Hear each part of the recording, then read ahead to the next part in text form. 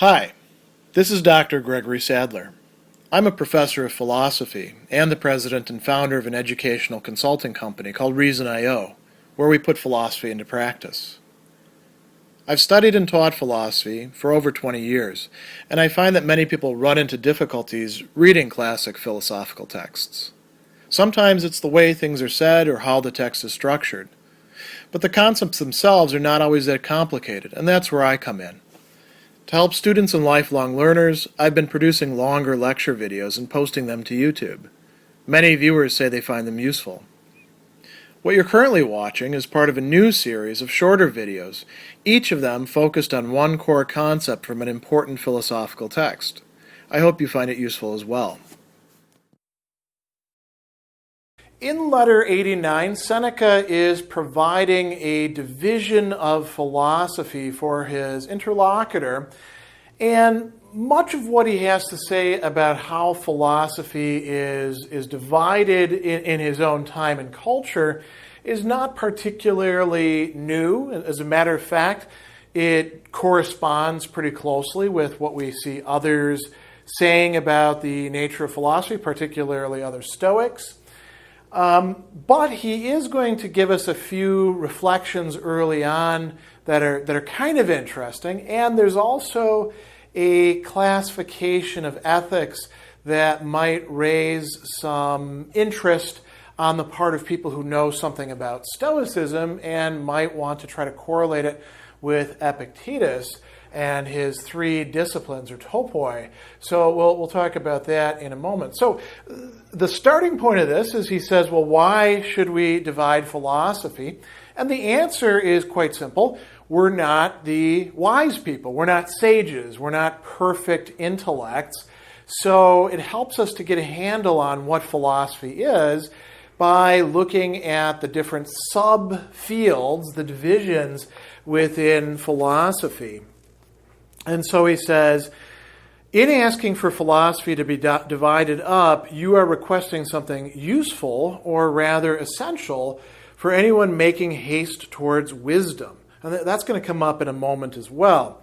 Why? It's easier for us to reach an understanding of a whole by proceeding through its parts. But he contrasts this to other people. He says, if we could encounter philosophy, it's an entirety, the way we view the entire heavens in a single glance. And that's being rather optimistic. I mean, if you've ever looked at the night sky, do you really take in the totality just of the tiny portion of the universe that we're actually able to see from our little window onto it, assuming there's no light pollution or anything like that? Probably not. But he talks about the wise person, the sage. He says, the intellect of the wise embraces the entire mass of philosophy and surveys it as rapidly as our eye surveys the sky. For us, on the other hand, whose range of vision is limited, and it's not just limited because we can only look at a certain portion, he talks about it being limited by obstructions, mists that we have to peer through. Particular details are easier to register because we're not yet capable of grasping the whole. And he says, so it's really good for us to divide philosophy up into its parts. We just have to be careful not to divide it too much. We don't want to be so nice in our distinctions, meaning minute, that we end up just with a whole bunch of little grains of sand and we have no way of putting it back together. So that's an important point.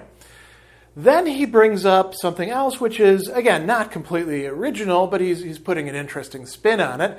He says that we need to understand that philosophy and wisdom are not the same thing, and there's a good etymological reason for this in Greek. Philosophy is philosophia, right? And then wisdom is sophia by itself. So philosophy is the love, the philos, philia in this case, which, it does also mean friendship as well, but it's a desire, it's a seeking out of wisdom. So it's not the same thing as wisdom itself. He says that wisdom is the human mind's supreme good. Philosophy is the love and aspiration for that wisdom.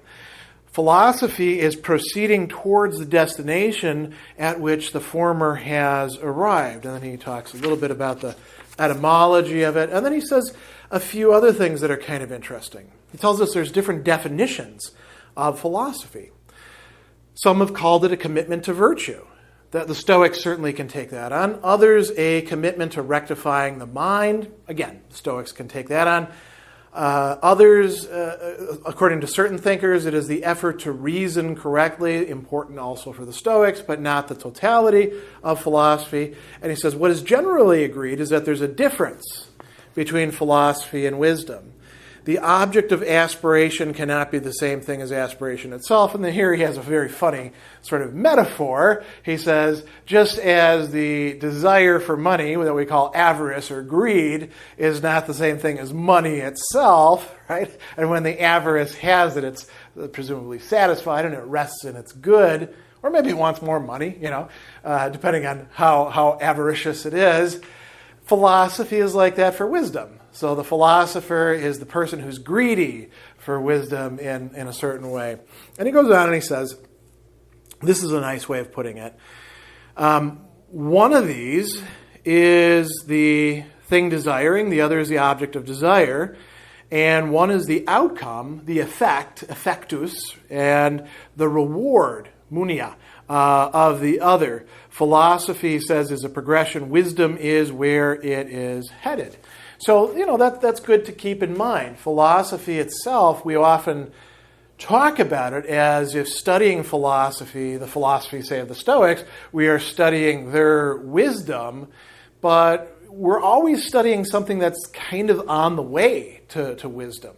Now, he doesn't do anything further with that point in this particular letter, but that comes up at other places in his works as well. Then he launches into this discussion, which is really the main body of the letter. And here, again, he's being totally unoriginal, and we love him for that, because he's telling us something about a traditional distinction of philosophy into three parts. Instead of distinguishing it, as some people do, into theoretical and practical philosophy, the Stoics and others talked about it, philosophy as having three main divisions. They called these ethics, physics, and logic. And, you might say, wow, they left out a lot of stuff. What about psychology? Well, as it so happens, that falls into the realm of physics, and also partly, when it comes to the emotions, into the realm of ethics. And so these actually encompass an awful lot. Physics in ancient times is not just about what we might say inanimate objects and how they can be shot out of a cannon and the trajectories they have, or how the wind blows or things like that. It was about the entire universe and all the things within it. So that's good to keep in mind. And as we're going to see, ethics has a similarly wide scope as well. So he tells us, here we go, according to the major and most numerous authorities, philosophy has these three parts. The first of these parts, ethics, regulates the mind. It tells the human being how they ought to live, what it is that they ought to desire, what it is that they ought to choose, how they ought to prioritize. We could go on and on and on. It tells us also what's good for us. Then he goes on and he says, the second studies the nature of things, how things are, why they change, all of those sorts of matters. And then the third examines the meanings of words, the structure of sentences, the forms of arguments, with a view to preventing falsehood from masquerading as truth. And now notice there that he's talking about a purpose behind logic.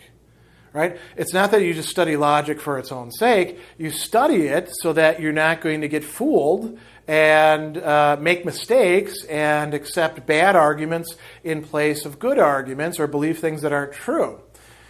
Now, did everybody accept this tripartite distinction?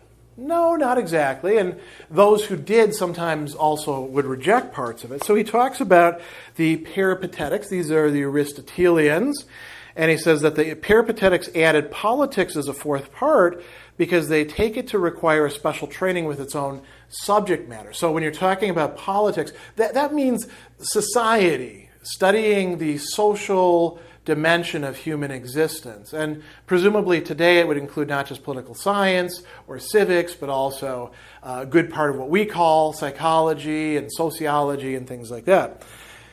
He says that some of the peripatetics have made the further addition of what they call economics. And this is interesting. Now, this is a term that has come to take on a very, very different meaning for us in the late modern age than it has through most of Western history, because it comes from the word for house or household, oikos. And it basically means how to run your household in a way that's going to keep you supplied with what you need and, allocate resources properly. It is not about society as a whole, the way that we make it, and economic decisions within a marketplace. It's really about what you do in the household. And then he says that, some of these peripatetics talk about other kinds of life as being separate topics. And then he says, well, that just doesn't actually work. Why not? All of those actually fit into ethics. They're not distinct from ethics. They're just subdivisions within ethics, you could say. And then he goes on and he talks about the Epicureans. The Epicureans say, well, we're going to study ethics and we're going to study physics, but we don't need logic. And then he says, and that's bad for them, because when they found themselves forced to distinguish ambiguities and expose falsehoods that lurk under the appearance of truth, then they introduced a topic they call judgment and rule and used it as a supplement to physics. But what is it really? It's really logic. You can't get away from this tripartite distinction, right? So now we've got two major schools of antiquity that are now on the same page as the Stoics. He also talks about the Cyrenaics. Now, this is a school that we don't actually have many records of, and we only have fragments of them, founded by one of Socrates' students, Aristippus. We know about them mainly because of bits and pieces here and there in Cicero and Seneca and Diogenes Laertes. And they actually said that they would get rid of physics and logic.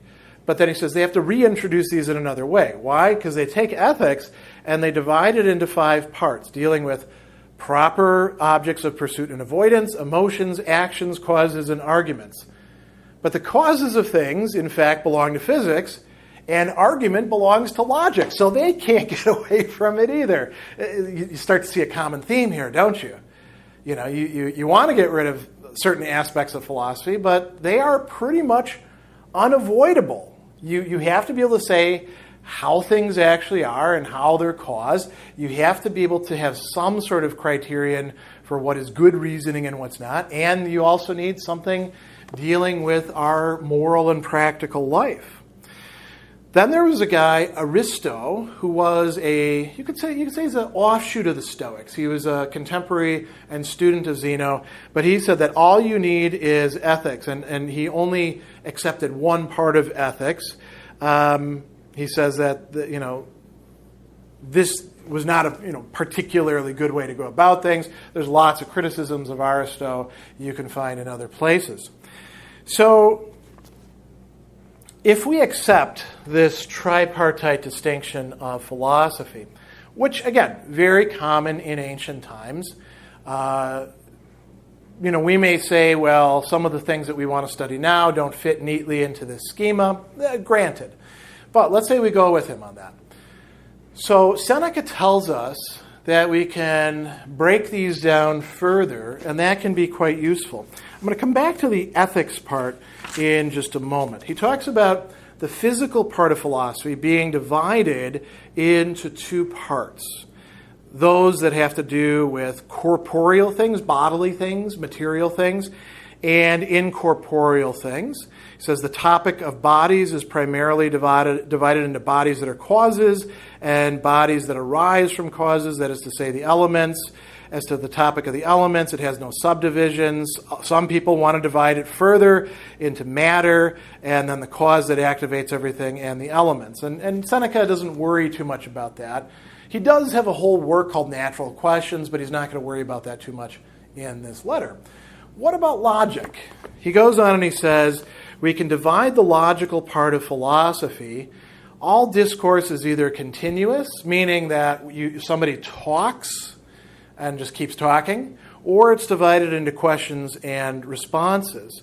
And the official term for the just talking about things is rhetoric. The latter, dialectic.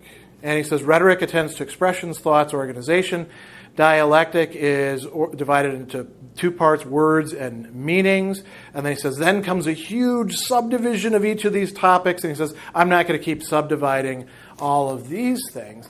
But it is kind of interesting that you see here that Seneca, just like Cicero, just like so many other thinkers, in logic, he's not excluding rhetoric from it. He's actually including rhetoric in the logical part because it has to do with how we articulate things. Now, rhetoric, one key aspect of it is it aims at, as Aristotle said, finding the means of persuasion, which means that it focuses not on just making an argument to any old person out there, but on specific kinds of audiences and how to reach them. Dialectic is a whole other field that is concerned with you could say, inquiry, and so that's all part of physics.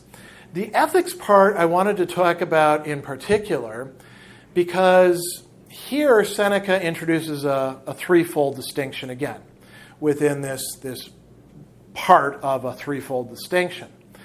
And those who know a little bit of Stoic philosophy, particularly if they're getting it from Pierre Hadot or from Epictetus, might be tempted to conflate what Seneca is saying here with the division into the three topoi, or disciplines, the discipline of desire, the discipline of action or choice, and the discipline of assent.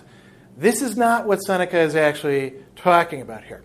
So, he tells us that there are three main divisions to ethical philosophy, and this is reflective of how Stoics viewed it. And he said the first assigns to each thing its proper value and determines what it's worth. And he says this is an extremely useful investigation for what is as needed as putting the price on things, figuring out what is actually valuable and what is, from the Stoic perspective, an indifferent. And what you're willing to trade for what among the indifferents, how to compare them against each other. That is what that first part of ethics would deal with. The second part, he says, deals with impulse, impetus in Latin, or in Greek, horme. And this is something that we sometimes translate as impulse, and sometimes we translate it as choice, depending on what sort of aspect we're putting on it. It's a Greek term that Epictetus certainly uses. It's a common part of Stoic ethics. And so figuring out why we are, desiring certain things, averse to certain things, oriented toward certain things. This is, also connected to the first thing, because if we can realize that we've got mistaken ideas about what's valuable and not, we can also affect our impulses. And then the third part, he says, deals with actions. And in the Latin, it's in the ablative actionibus, right? But actiones is the plural of actio, of the things that one does. This is the praxis, or the pragmata in Greek. And so these three divisions can be studied on their own, and presumably if you were going through a course of Stoic philosophy, each one of them would be examined and dealt with thematically. So he says, the objectives of ethics are first, to enable you to judge what each thing is worth. Secondly, to allow you to entertain a well-adjusted and controlled impulse with respect to them. And third, to enable you to achieve harmony between your impulse and your action so that you may be consistent in all of your behavior. And now, he says one other thing that I think is particularly important here. Any defect in one of these three causes disturbance to the others. What good is it to have made a comparative assessment of everything if your impulses are ungoverned? What good is it to have restrained your impulses and have your desires under control if your actions themselves, you're insensitive to circumstances? and don't know the proper time and place and manner of doing each thing. So that tells us what this third discipline is about. And then he says it's one thing to understand the worth and value of things. It's another to understand the demands of the moment.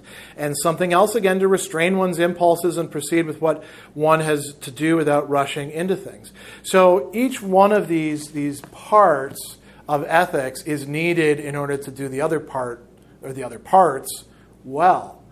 So this is how Seneca subdivides philosophy. It's not the only way we can do it, but this is, quite a persuasive presentation that he's making, and this corresponds to what we think to be a very common division with the three parts here, and then probably a fairly orthodox Stoic way of articulating the different things that need to be studied under ethics over here.